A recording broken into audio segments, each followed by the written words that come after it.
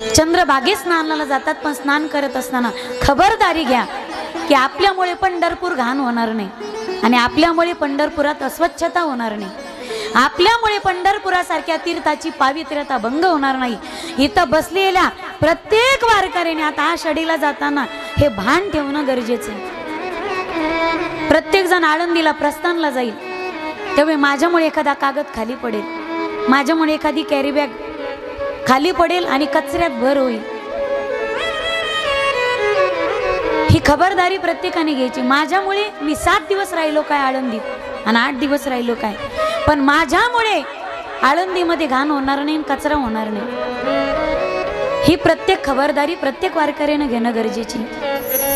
बाहेरच्या राज्यात जा तुम्ही, वृंदावनातली मंदिरं, उत्तर प्रदेशातली मंदिरं, तिथं पान फुल बेल व्हायला सुद्धा मनाई, स्वच्छ राहतात तिकडची मंदिरं। आमची मंदिरं कमी ढिगाणी बेलन पानन फुलन ढीग लागतो त्याचा, अस्वच्छता आम्ही करतो। आजही तुम्ही शेगावला जाऊन पहा, तिथे काडी सुद्धा भेटत नाही। पंढरपूरला तुम्ही गजानन महाराज मठात जाऊन पहा, आळंदीला गजानन महाराज मठात जाऊन पहा, एक काडी आणि कचरा सुद्धा दिसत नाही। का देखभाल करतात ती देवस्थानाची, तशी देवस्थानं मोठी होतात मग अस्वच्छता होत नाही। आपण सुद्धा सगळ्या वारकऱ्यांना खबरदारी बाळगणं गरजेचं आहे। ज्या दिवशी प्रत्येकाने आपापली जबाबदारी घेतली, हे पर्यावरण माझं आहे, हे मला सांभाळायचंय, याचं प्रदूषण मी होऊ देणार नाही, ही जबाबदारी ज्या दिवशी प्रत्येक जीव घेईल त्या दिवशी अस्वच्छता आणि प्रदूषणाला आम्हाला कधी बळी जावंच लागणार नाही। का सांगते रामायण? शरयू नदीला आनंद झाला। शरयूच्या काठावरती एकाने विचारलं साधूने, मा तू एवढी खळखळ याच्या आधी कधीच वाहत नव्हतीस, तू आज फारच आनंदी आहेस, अति उत्साही आहेस, याचं कारण काय? त्यावेळी त्या शरयू मातेने सांगितलं, माझा राम जन्माला आलाय ना। हो, मग राम जन्माला आलाय तर एवढा आनंद का?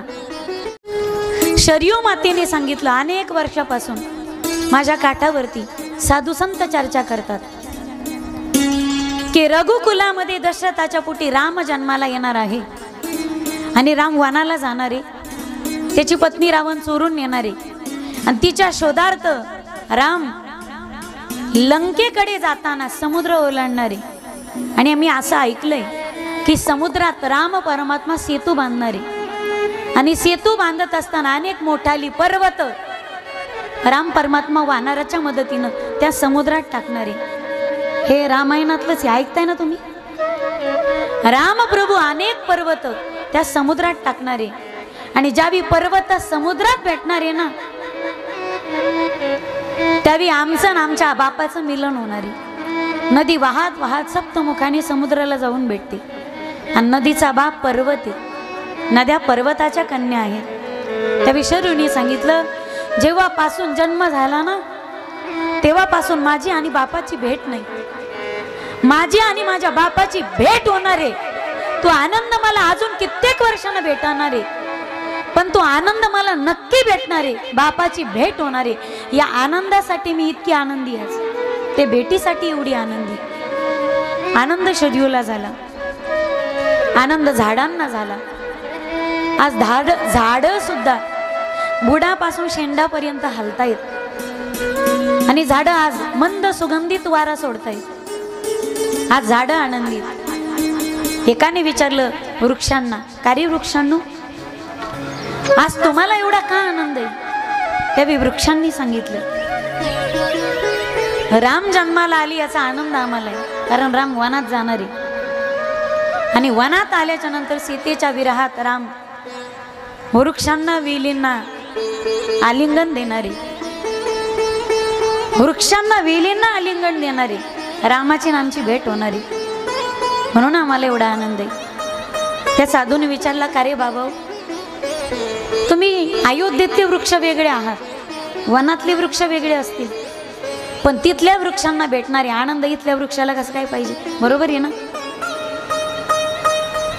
मला सांगा, इथं यजमान हे बसले तर भिकुलाल काका आणि काकू, हे यजमानाचा आनंद यांना आहे का तुम्हाला आहे? कोणाला आहे? तुम्हाला दोघाला आहे, तुम्हाला